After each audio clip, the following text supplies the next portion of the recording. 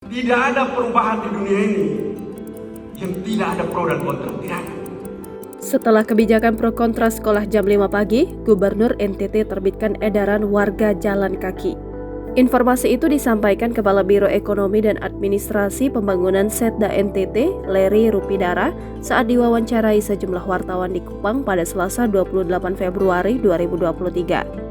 Menurut Larry, surat edaran ini dalam bentuk imbauan saja kepada masyarakat dan tidak ada sanksi bila tidak dijalankan.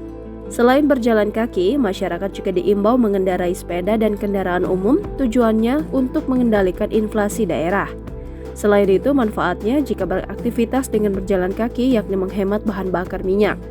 Manfaat lainnya, lanjut Larry, yakni ramah lingkungan, khususnya mencegah emisi gas buang dan juga untuk kesehatan tubuh.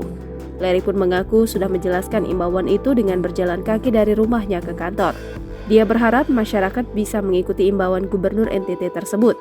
Seperti diketahui, Gubernur Nusa Tenggara Timur, Victor Bungtilu Laiskodat menerapkan kebijakan masuk sekolah pukul 5.00 waktu Indonesia Tengah.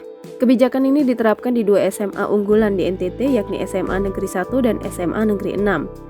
Tak gentar menghadapi kritikan, Victor justru mempersilahkan murid yang tak mampu beradaptasi agar pindah ke sekolah lain.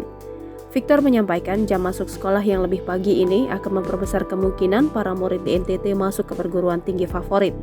Selain kebijakan masuk sekolah jam 5 pagi, Victor juga akan bekerja sama dengan sebuah lembaga yang akan membantu para murid masuk ke perguruan tinggi unggulan.